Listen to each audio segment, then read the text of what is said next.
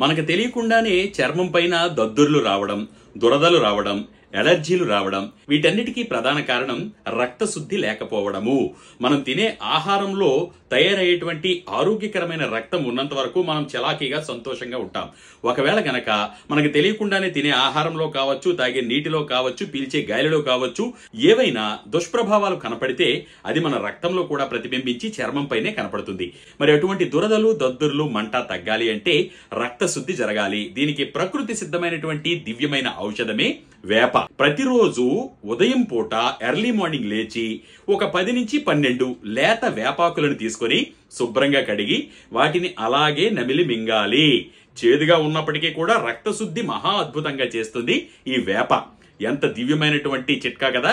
దీనిని గనక క్రమం తప్పకుండా చేస్తూ ఉంటే మీ రక్తశుద్ధి జరిగి చర్మ సంబంధిత వ్యాధులు, ముఖ్యంగా దురదలు, దద్దుర్లు, మంట లాంటి సమస్యల నుంచి బయటపడతారు.